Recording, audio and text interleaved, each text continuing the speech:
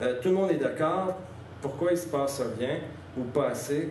Ça reste, jusqu'à un certain point, un certain mystère. Quatrième fonction de l'eau, je vous ai parlé de notre développement. Les villes, les industries, les fermes, l'écosystème terrestre.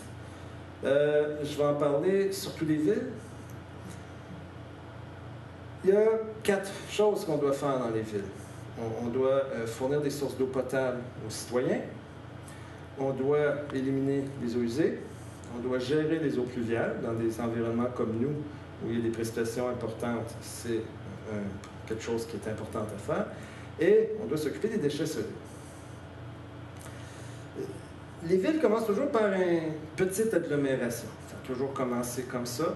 Des fois, c'est difficile à croire que Mexico, un jour, a été une petite ville, mais oui, Mexico a déjà été une petite ville. Et tant que c'est ça, c'est relativement facile à gérer. Les villes sont installées judicieusement près d'une source d'eau, soit un aquifère qui est facile à exploiter, soit une rivière. Puis, généralement, il n'y aura pas trop de difficultés.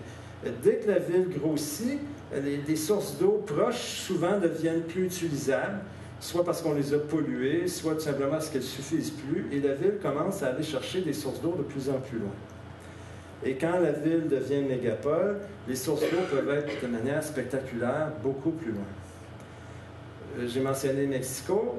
Aujourd'hui, Mexico va chercher de l'eau jusqu'à 200 km de sa ville. C'est un peu comme si Montréal venait chercher de l'eau pas tellement loin de la région de Québec. Cette eau-là, on dit OK, il va chercher à 200 km, est aussi 1,5 km plus bas que la ville, parce que Mexico est très très haut. Donc, il faut pomper cette eau-là sur 200 km et la faire monter 1,5 km.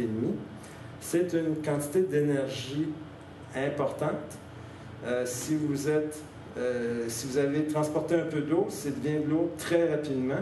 Donc, c'est le lien entre l'eau et l'énergie devient quelque chose qui est de plus en plus important à regarder.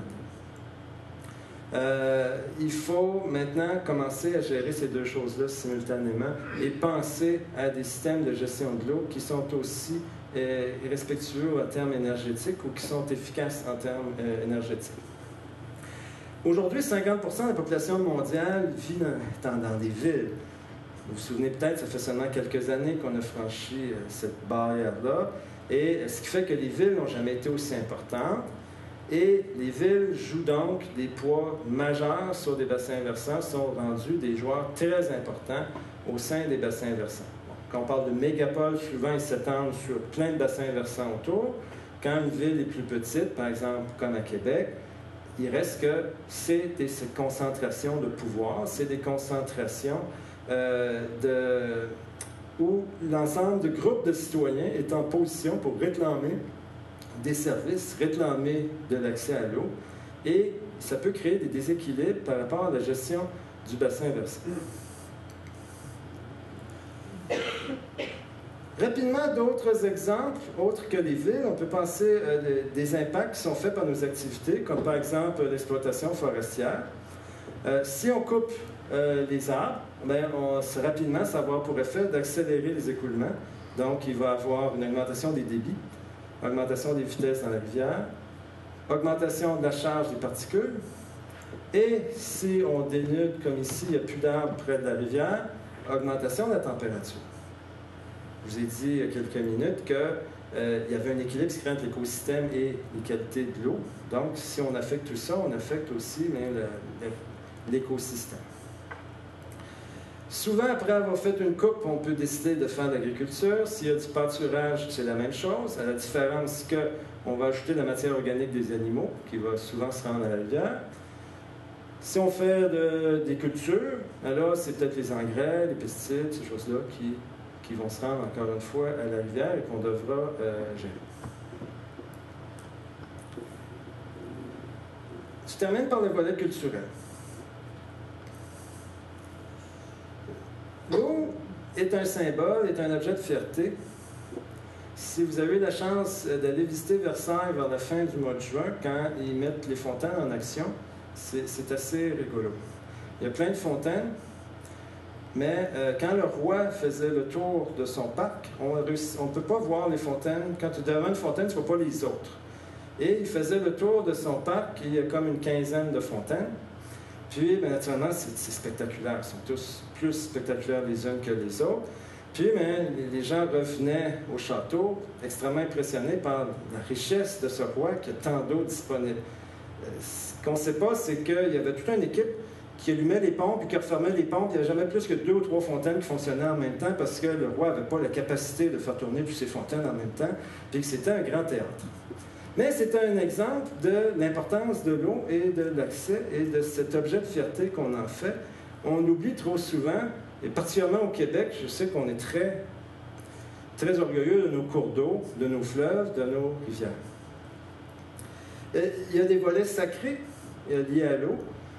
Les grandes religions ont intégré l'eau dans leur rite. Il y a aussi des rivières sacrées, on pense en Inde notamment. On voit souvent, on associe l'eau, tellement importante pour notre vie, souvent à un cadeau de Dieu. Et il y a tout le volet culturel qui est plus simple, qui est les savoirs traditionnels. Si on veut savoir s'il y a un risque d'inondation pour ce terrain-là qu'on veut acheter près d'une rivière, mieux demander à la personne qui habite là depuis très longtemps, qui a plus de chances de donner une information qui est peut-être valable, et encore. Bon. Les savoirs traditionnels peuvent être utilisés. Pourquoi on devrait s'intéresser à la culture? 2 raisons. La première, c'est comment intervenir de manière respectueuse et efficace.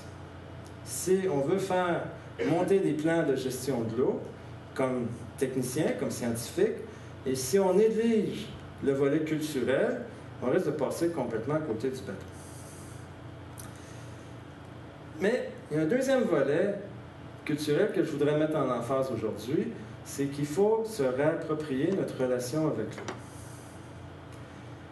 Si on veut être capable d'améliorer les choses, il faut qu'on augmente notre degré de conscience par rapport à l'eau, qui est un geste qui est beaucoup trop simple, d'ouvrir un robinet, de prendre un verre d'eau, de le fermer. Tout ça est tellement simple aujourd'hui qu'on peut tout simplement oublier et ne pas être intéressé à cette chose. Je m'intéresse beaucoup aux écoles secondaires parce que mes enfants sont présentement à l'école secondaire et pour eux, en général, quand est-ce qu'ils entendent parler de l'eau à l'école? C'est dans les cours de sciences. L'eau, c'est associé à la chimie, c'est associé à la physique, c'est associé aux sciences. On sait que la science n'est pas nécessairement la matière préférée de tous les élèves. On sait qu'il y en a qui n'ont hâte que ça soit terminé et qui vont entreprendre des carrières non scientifiques. Donc, déjà là, si on limite l'eau au secteur scientifique, on se met à dos indirectement une partie importante de la population qui va dire l'eau, c'est trop scientifique et il y a un réflexe, peut-être trop dans la société, qu'il y aura des techniciens qui vont trouver des solutions et qui vont régler les problèmes d'eau. Moi, je ne suis pas scientifique, je m'en occupe pas. J'aimerais que l'eau soit davantage ouverte, qu'on parle d'eau dans les cours d'anglais, on parle d'eau dans les cours de géographie, d'histoire, de religion, de français, qu'on intègre l'eau de manière culturelle partout. On en parle. Il y a une chose fantastique à l'Institut.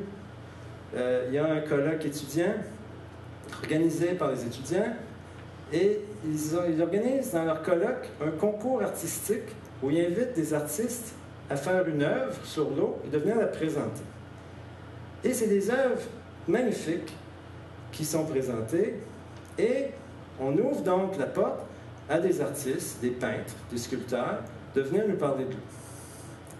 Et je pense que ce genre de véhicule-là est un message très important et je suis tellement content de voir que les étudiants ont cette initiative-là, alors que quand on va dans les grands congrès internationaux, je n'ai jamais vu ça. Quand les gens vont quitter l'école secondaire, vont continuer leur cheminement, s'ils ont intégré l'eau de manière plus générale, et non pas uniquement comme étant un caractère purement scientifique, bien, ils vont découvrir qu'il y a peut-être des sciences qui vont s'être dédiées à l'eau. On pense à la météorologie, l'océanographie, l'hydrologie. Et qu'ensuite, il y a un paquet d'autres domaines d'application pour lesquels l'eau est un élément fondamental. On ne peut pas faire d'agriculture sans l'eau. La biologie, ça va toucher la pharmacie, la médecine, la géologie, la nutrition, la foresterie, le génie. Et pourquoi pas la psychologie, la finance, la littérature, la musique, la politique, l'éducation, le droit, l'art, le journalisme, etc. J'en ai probablement oublié. Mais ça devrait toucher l'ensemble de ces domaines-là. Et je pense qu'à ce moment-là, on accepte que l'eau devient un moteur culturel. L'eau est intégrée partout. Et peut-être qu'on pourra imaginer une façon différente d'envisager nos relations avec l'eau. Le mot de la fin. Que retenir de tout ça? La qualité de l'eau dépend de la géologie du territoire, dépend du climat, mais dépend beaucoup de nous. Cette qualité-là va affecter l'écosystème aquatique. Et aussi, si on assèche la rivière, on comprend que l'écosystème aquatique vient de disparaître. Et la qualité de l'eau affecte notre propre santé. Peut-être que c'est une source de motivation pour faire mieux. L'eau a une valeur culturelle. Pour moi, c'est de plus en plus important. Et il y a le respect des savoirs traditionnels. Ça veut dire ne pas chercher la solution technique, ne pas se limiter à ça. Et il faut peut-être revoir par l'éducation, parce que je crois beaucoup que c'est par l'éducation qu'on peut changer les choses. Il faut peut-être revoir, avoir une éducation plus transdisciplinaire, où l'eau, on intègre, on sort des cours de sciences. Qu'est-ce qu'on peut faire?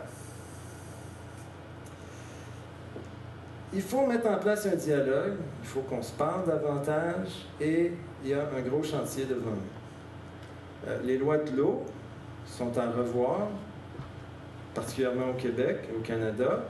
Il y a beaucoup de travail à faire pour améliorer la façon de protéger, de gérer les eaux. On doit revoir notre mesure de progression globale. Ça, c'est le volet économique. On est en élection. Qu'est-ce qu'on nous parle? On nous parle de produit intérieur brut. L'économie, c'est le progrès du produit intérieur brut. Mais le produit intérieur brut ne tient pas compte de ce qu'on appelle les services écologiques. La qualité de l'air, la qualité de l'eau. Tous les services qui ne sont gratuits, qui ne sont offerts par l'environnement. Il faut intégrer ces services écologiques-là dans la mesure de progression globale. Deux grandes façons. Une façon, c'est d'essayer de modifier le calcul du produit intérieur brut en donnant un signe de dollar à un poisson qui est sauvé, par exemple. Moi, je préférerais développer des indicateurs autres, des indicateurs propres à la qualité de l'environnement, qu'on combinerait avec le produit intérieur brut, de façon à ce qu'on ait une approche multicritériée. Il faut donc revoir cette vision-là du développement économique. Et les modèles mentaux, c'est notre relation avec l'eau. On a certains préjugés, on a certaines visions, on a certaines choses qui se font ou qui ne se font pas. Puis ça fait partie de l'éducation, ça fait partie de revoir notre relation avec l'eau. Il y a un terme que j'aime beaucoup, c'est l'hydrosolidarité. C'est pas moi qui l'ai inventé, j'aurais aimé, mais c'est pas moi qui l'ai inventé. C'est la réconciliation de l'ensemble des gens qui partagent l'eau sur un bassin versant, qui vont travailler ensemble de manière solidaire à répartir l'eau, de manière à d'abord en partager les bénéfices. Et ça, c'est la clé. Il faut voir à ce qu'on fasse le meilleur usage sur le territoire, puis qu'ensuite, que si c'est le meilleur usage, qu'on en partage ces bénéfices-là. L'implication citoyenne, je crois que je n'ai pas besoin de vous convaincre là-dessus. Et je termine avec, je reviens rapidement sur les villes. Je crois que les villes ont un rôle moteur à faire au sein des bassins versants, mais les villes ne doivent aussi pas imposer une hégémonie. Les villes sont mieux organisées politiquement, ne doivent pas chercher à s'accaparer des ressources pour l'usage de leurs citoyens sans se soucier de ce qui se passe sur le reste du territoire. J'ai donc cherché à vous décrire que c'est à nous d'agir et que l'eau, elle ne va pas agir pour nous. Merci.